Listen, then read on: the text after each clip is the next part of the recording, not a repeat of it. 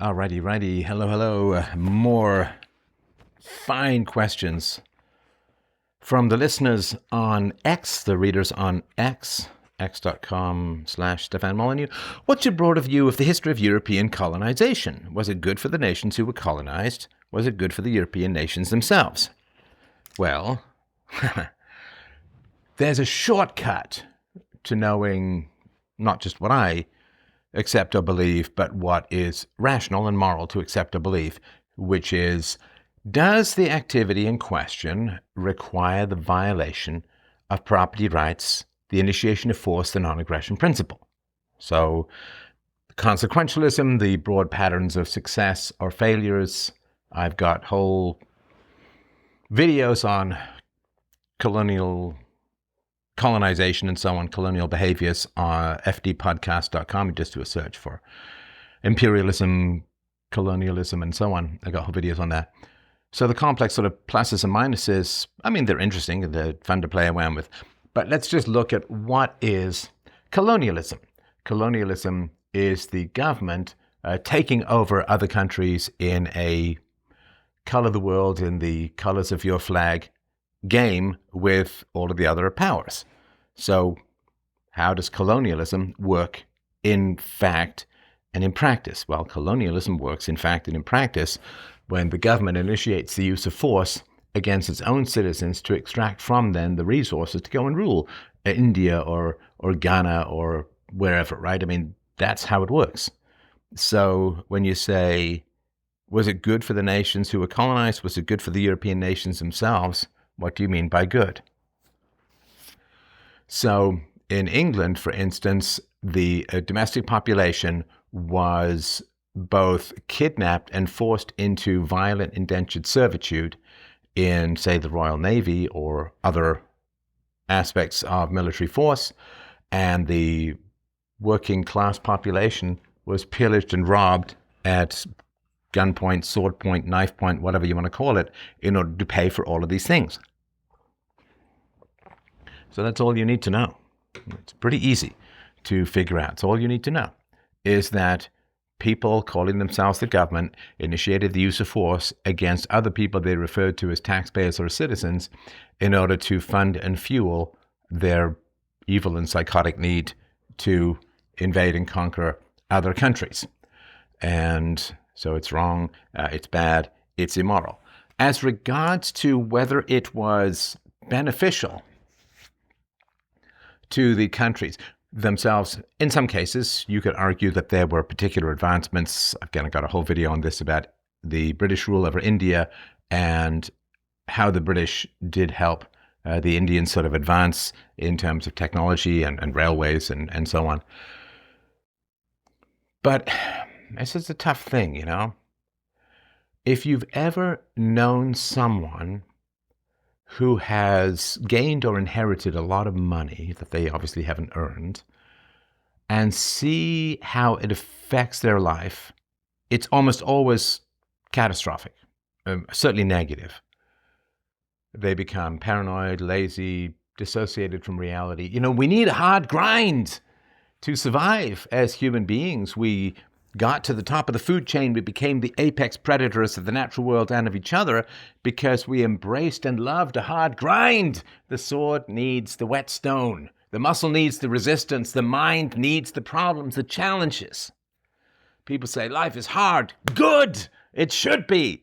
That's the only way we ascend, is through resistance, through problems, through challenges. And people say, okay, I understand that. You want your break, you want your rest from challenges. I understand that. We all do. There's nothing wrong with that. But we need opposition, challenge, problems. Your brain is a giant problem-solving machine. It's so obsessed with solving problems that when you fall asleep and it has no problems to solve, it invents dreams where you get chased, or there are problems, or there are negatives, or there are challenges to overcome. Your brain is a constant wacka, wacka, wacka, Pac-Man problem-eating machine. You feed it problems, or it makes problems up. Oh! I know, I understand, you know, for every hard workout, you need some rest time. I get all of that. But people get obsessed with this rest time. Like, oh my God, another problem. Hello? That's called life. Life is a series of problems. You either go out and embrace the problems and have real challenges, or you have the problem of feeling bored, restless, meaningless, uninspired, and full of regret for all the time you wasted by avoiding problems. You either have real problems that are useful and helpful to you, the world, and society, or you have fake problems where you just make yourself neurotic and crazy because you're not doing anything of any value or any worth. You either ask the girl out, which is scary, or you don't ask the girl out, in which case you feel the pain of regret and loss. Oh, some other guy asked her out. Oh, I should have. I'm such an idiot. So when people get something for nothing, right? I guess what porn makes you feel like some sort of sexual god, or video games make you feel like you're achieving something, or you take pride in what other people have done, and so on. I mean, it's terrible. I had a guy I knew who inherited a lot of money from some distant great aunt. He was like the last relative. He didn't even know this woman. He inherited a bunch of money. Messed him up completely. He didn't know whether to go to work, whether to quit. If he quit work, he was bored. I mean, it's the notch problem. The guy who created Minecraft got like crazy amounts, like $1 billion or whatever it is.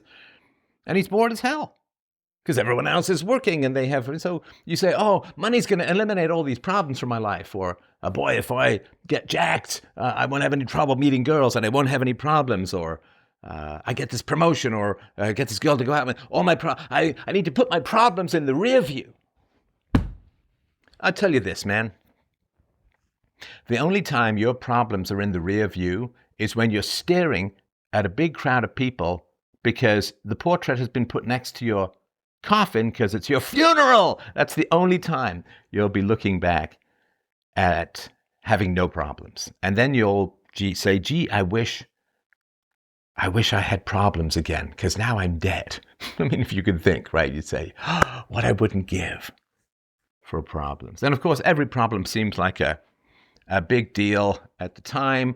And then if you're living life well, then you wish you had yesterday's problems because now you've got bigger problems. The whole point of life is to chew off bigger problems until life wipes you out with the biggest problem of all, also the solution to all problems, called being dead. Stop avoiding problems. Embrace them. They're either real problems or they're made-up problems. You either have the problem of challenge or you have the problem of regret. You either have the problem of love or you have the problem of isolation. You either have the problem of ambition or you have the problem of meaninglessness. You either have the problem of fighting evil or you have the regret, fear, and terror of letting evil wash over you and win and conquer and not being able to look at yourself in the mirror because you did nothing to fight growing evil. So I just wanted to sort of point that out. The reason I'm bringing this up in the context of imperialism is in the West, through a very powerful combination of the theory of Greek philosophy, the practicality of Roman law and politics, and the universalism of Christianity, we in the West did some absolutely incredible stuff when it came to building a world of no slavery, rights for women, private property, small government, rule of law, and so on. And we went through this whole process for a couple of 100 years of reproductively disabling through death, imprisonment, or sending overseas the most violent 1 or 2% of our population, like the true psychos, right? We voluntarily disarmed ourselves in a violent world, which was fine as long as we were relatively isolated from that violent world. So we got rid of the most violent people, and therefore we ended up with a relatively peaceful society, and we let just a few more of our intelligent nonconformists live. Just a few more. We didn't just immediately kill them off and immediately string them up for blasphemy or going against the tribe or something like that. So we developed some actual valid, genuine, universal philosophical, legal, and moral principles. And so we got the good stuff, right? Being a good person is very challenging, and that's great because, again, you either have real challenges or your brain will make them up for you. I mean, people who should take on big challenges, if they don't, they just become neurotics, hypochondriacs, and make up invisible conspiracy theories that consume their lives to no purpose. So it's real problems or fake problems. That's all you're going to get in life. There are no such thing as no problems except at your funeral. So in the West, we let a few more of our smarter people live and challenge the system, and therefore we got better systems over time. Socrates and Jesus, I mean, they were killed, and Galileo was tortured, but in general, we at least let the fruits of their labor spread throughout society. We're a little bit more tolerant. It's kind of a white male phenomenon. White males are the only demographic group fundamentally invested in free speech, because free speech is how society improves. Shooting the messages, being offended at negative speech. I mean, it's a bit more female than male. Men fight with fists and guns. Women fight with words and reputational destruction. So men want to ban violence. Women want to ban speech because that's how each sex fights in general. But in the West, we got good stuff as the result of philosophical examination and extension and accepting the challenges of dissidence, and therefore we got a lot of good stuff. You had the technology takeoff. 18th century agriculture, 19th century manufacturing, and 20th century technology, we got that takeoff. And then we took all the fruits of that takeoff and spread it around the world. And that is to give people an inheritance that they have not earned. Have not earned. The other societies and cultures didn't get all the fruits of Western technology because they allowed for their dissidents to be able to survive and able to speak. And even if you killed them, you didn't burn all of their papers and destroy, like in ancient China, or not that ancient China, the guy who first came up with a really good sailing vessel, he was killed, his family was killed, all of his friends were killed, his business associates were killed, and his blueprints were all burned to the ground. And right, so there was nothing left. Right? So they didn't get to sail. They got to be sailed upon by the British. And then you had the Opium Wars and so on, right? So giving people the fruits of challenges without requiring them to go through those challenges is a desperately bad idea. And that's what colonialism did. It was not good for the nations who were colonized. It was not good for the European nations. It was a great and terrible evil as a whole. What do you think can be done, next question, in order to stop the march towards a world with 100% surveilled internet and computer use? Well, the weapon that the vast majority of people, and really the only weapon that the vast majority of people have in their arsenal, is ostracism. Bam, bam, bam! That's, sorry if you were sleeping. That's the weapon that most people have. I've counseled ostracism as the foundational mechanism of social control for decades. And in order to prove the power of ostracism, I myself was willing to become ostracized, right? So I have not been thrown in jail for things that I've said because things that I've said are true. And I have been willing to be ostracized to show the power of ostracism. It actually works really, really well. So ostracism is how you maintain social control. There are people, I guarantee this, if you're like 99.99% of people, there are people in your life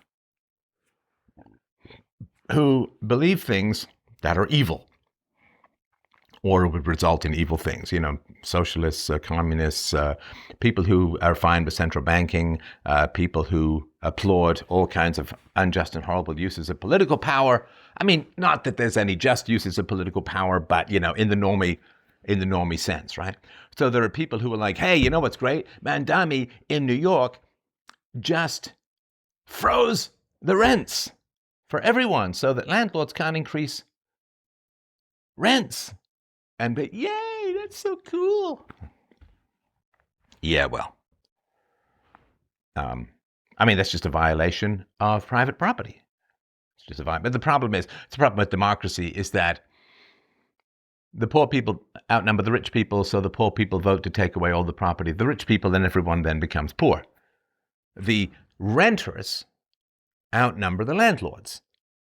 So the renters get to screw the landlords, and then the landlords don't want to be involved in being landlords anymore. So no new buildings get built, buildings don't get maintained anymore, and then everyone says, oh, no, these unintended second and third effects are just terrible. It's the fault of the landlords. Which is it's like enslaving a guy and then saying that the problem is he seems quite lazy and unmotivated. It's like, well, maybe don't use force against people to get what you want, and society will be better off. So if you have people in your life who believe and advocate for terrible, horrible, awful things, like, here's a test, right? Here's the basic test of reality processing. It's very simple to do. It doesn't take more than 10, 20 seconds. Say, you can just go to someone who's, at all, even tangentially interested in politics, and you just say the following, or just ask the following question. We have catastrophic debt as a nation. What should we cut to balance the budget? What should we cut to pay off the debt? Because it's unfair for children to be born into, in America, $1.75 million in debt and unfunded liabilities. So just go to someone and say, we're catastrophically in debt as a nation. It's true of every Western nation. We're catastrophically in debt as a nation. What should we cut to pay off the debt? Now, people on the right will say often social programs. People on the left will often say defense and say, okay, how much should we cut and what should be done? This is just to check whether anybody has even the slightest shred of reality processing at all. Catastrophically in debt, and you have to include unfunded liabilities, which are promises the government has made to people that it can't afford to pay for. We are catastrophically in debt. We have obligations that cannot be paid under the current system. What should be cut and by how much? Right? Just basic reality processing. And if people hum and haw and they can't make decisions and they won't say stuff, I don't have in my life people who advocate for terrible, evil, catastrophic things. I just don't. There are people in your life who believe and advocate for things that will cause the destruction of your entire civilization. Open borders, whatever, right? So if you care about the future, then you reason with those people, and if they refuse to see reason, you ostracize them. Don't break bread with evildoers. I don't know why this is complicated or difficult or hard for people to understand. It's hard to do, I get all of that, but I don't know why. So here's the thing. You don't want to worry yourself about something you're never going to do, right? Like if you say, oh, I really want a six-pack, I want abs, like Jason Momoa in Supergirl. Hey man, not the abs, not the abs. So if you want abs, then do what you need to do to get abs. I don't know, a bunch of sit-ups and don't eat, whatever, I don't know, whatever people do to get abs.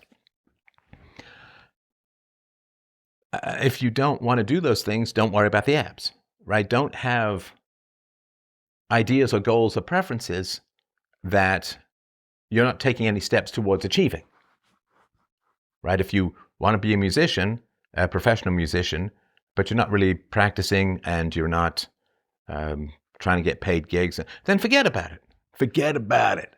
Don't worry about it.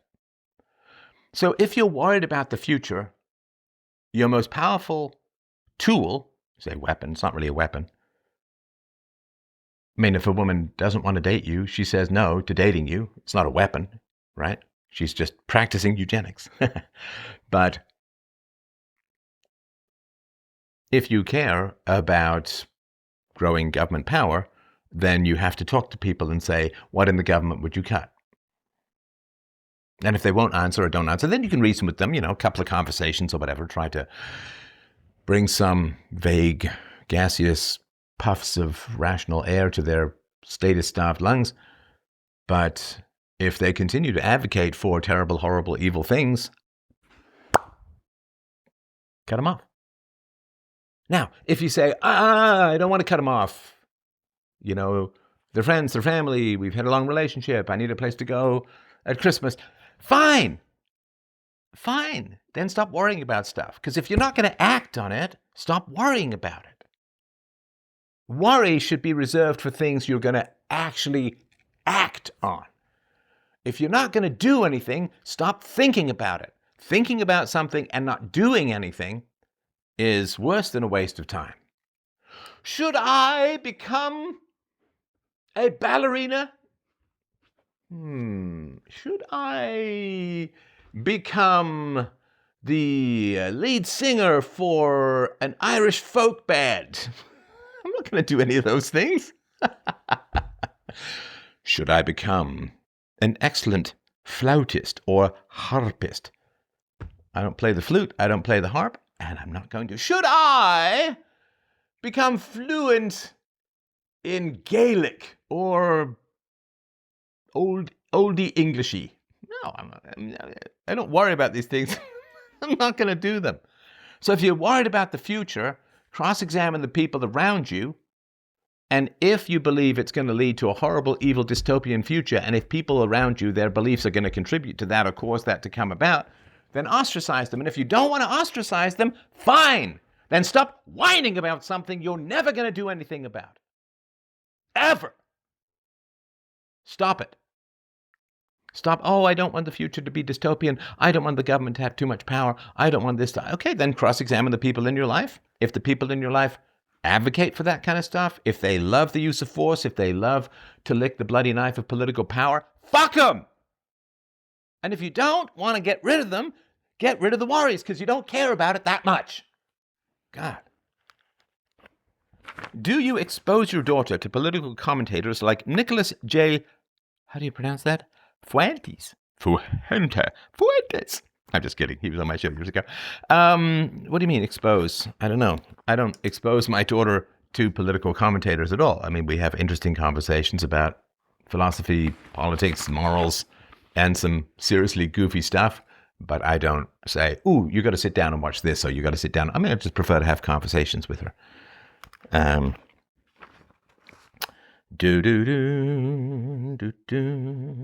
You recently said you were okay with the population flattening out and worries about it were just an excuse for immigration, but then just tweeted people need to have 3 kids for civilization to continue. So which is it?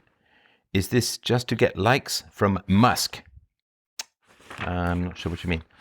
So if the population flattens out, that is not an excuse for giant waves of immigration, because we have robots and AI to do labor. So we don't need that.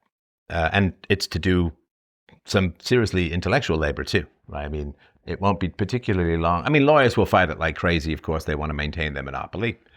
Understandable, amoral, perhaps evil, but understandable. But doctors, of course, they don't want you going to AI, uploading a bunch of scans and asking a bunch of questions, even though doctors, man, it's just this time, like they're really busy. They're, right? They just don't want to hear. They don't want to listen. AI is very patient, will answer questions, is in no hurry, is in no rush. Same thing with lawyers. Every time you ask a lawyer a question, they take out another bit of your kidney to answer it. And if you can just get some reasonable AI answers, lawyers aren't perfect, neither is AI, of course. But AI is cheap and patient. And so we are in an absolute state of flux as to how much labor in what areas will be needed in the future. And so a low birth rate is fine. If you look at times in the past, of course, when there was a massive loss of labor, obviously the big and horrible one that's most clear is the Black Death in Europe. We killed like a third, sometimes half of the population in places. And because so much labor was needed to till the land, to bring in the harvest and tend the livestock and so on, it was the beginning of the end of feudalism, right? End of serfdom, because you could negotiate for better wages and circumstances when labor goes down. So we are in the biggest state of flux that there has been since the 19th century, when capital machinery began to replace the need for labor. And nobody knew where it was going to go. Nobody knows with robotics and AI where things are going to go in terms of the need for labor. So a falling population, it's self-correcting in general, right? So if you have a falling population and you don't have mass immigration, then it's self-correcting, because what happens with a falling population, then wages go up and housing in particular goes down, right? Because there's fewer people who need houses and there's fewer people who are working. So what happens is housing and education and other things become much cheaper, wages go up, and therefore people can afford to have more kids. And it's a self-correcting problem if you just let it play its way out, like in the same way that a recession is a self-correcting problem. So do people forget that 1920, 1921, there was a worse stock market crash than 1929, but I think it was Hoover was president at the time. He didn't really do anything. And so it self-corrected, right? But then with FDR in the 1929 crash, put in sort of 13 grinding years of expanding state power to, quote, solve the problem, culminating in World War II. So economics is self-correcting, absent external government interventions. And so a falling birth rate solves itself, because, again, your dollar to cost ratio changes enormously, right? When there's a lot of people and it's tough, it's easier to make people than it is to build houses, and more fun. So when there's a big population boom, housing prices go up and wages go down over time. When there's a population bust, wages go up and cost of living goes down enormously. I mean, just think of doctors have far fewer people to treat, and therefore they have to lower their prices, because you can shop around, right? So it's a self-correcting problem. In the long run, people need to have kids, though. And so I'm not sure what the contradiction is there. For civilization to continue, at some point, people are going to have more kids, right? If you have a birth rate of 1 or 1.2, whatever, then you're gone in a couple of generations. So the idea that the population falling is not a problem. A population continuing to fall is a problem. Like, here's an analogy, right? You do hard cardio, right? And your heart rate goes to 130, 140, whatever it is, 150. And then you stop doing your hard cardio and your heart rate begins to fall. Right? That's not a problem. In fact, it's bad if you stop doing cardio and your heart rate continues to, right? I don't know what's going on then, but maybe it's an excess of cocaine. I don't know, right? So it's bad if your heart rate continues to race even after you stop exercising. So having your heart rate go down is not a problem. If your heart rate continues to go down and then stops, well, you have a very brief problem and then no problems at all, because you're dead. Right? So anyway, okay, did that. What else have we got? My manager passed away. I'm being thrust into his position and being asked to pick one of my co-workers to be my assistant. How do I choose?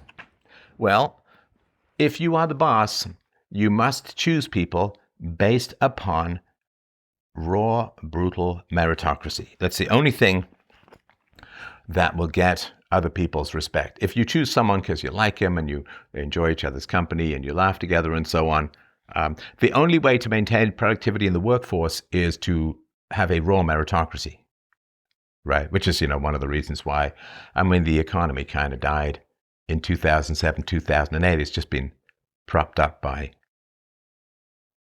money printing ever since. So, yeah, you have to, and just recognize as well, like, nobody feels ready for anything. Like, nobody feels ready for anything. Everybody feels like a bit of a fraud, certainly to start with. So you're going to feel like, oh my God, I don't know how to be a manager. Read a bunch of books, watch a bunch of videos, and so on.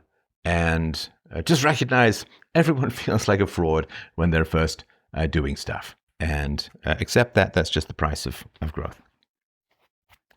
How can a free society deal with below average IQ people? They are incapable of higher order reasoning. Understand, I want a free society. I'm trying to figure out how to get there with the challenges I see. Well, you don't deal with people in a free society. So a free society is one where, in general, property rights, non-aggression principle is respected. A free society comes out of peaceful parenting. If you have children who are parented peacefully and not beaten and dealt with rationally and educated well, according to reason and evidence, you don't get criminals, you don't get psychopaths, you don't get sociopaths, you don't get narcissists. Like, these are all trauma responses to a brutal early abuse, right? Like really brutal early abuse, like babyhood gets you a psychopath.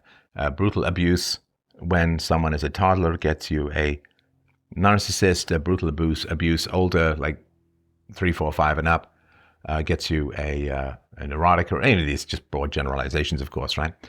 But human dysfunction comes out of child abuse.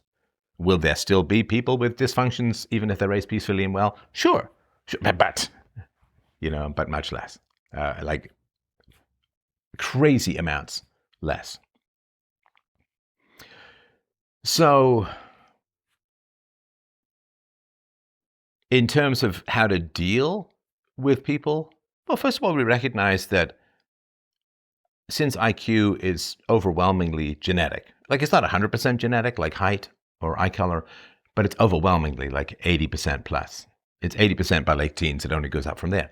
So it's overwhelmingly genetic. Now, still, 20% is a lot to work with. 15%, whatever, 20% is a lot to work with. And I'd rather be wise than intelligent. If you're intelligent without wisdom, then you can talk yourself in and out of anything. You can justify anything. You're your own worst enemy as far as being a sophist goes. So it's highly dangerous to be intelligent without being wise. It is far better to be wise and less intelligent than more intelligent and less wise. So wisdom is I can't do anything to change your intelligence, really, but I can do something to have you use your intelligence better and to be wise. If your truck is stuck in mud, you can't just get it out by revving the engine, but wisdom says, put some chains or cables or wood or something under the wheels so that then you can get out, right? So the revving your engine faster when you're going around in circles doesn't get you going anywhere faster. So wisdom is the more practical solution to these kinds of things. So we recognize, of course, that people who are less intelligent, it's not their fault. They're not at fault for it. They're not bad people because of it. Although there is a sweet spot to criminality around the IQ 85, which is unfortunate for a wide variety of reasons, of course. But, we have sympathy, we have patience, and we don't get mad at people for being less intelligent. It's not their fault. And we don't view people as better because they're smarter, because they didn't earn it. I'm not a better person because I'm smarter than your average bear. I'm more responsible for using my intelligence to better the world and so on. So I'm not sure what you mean when you say, how do we deal with them? I mean, there are less intelligent people in a society.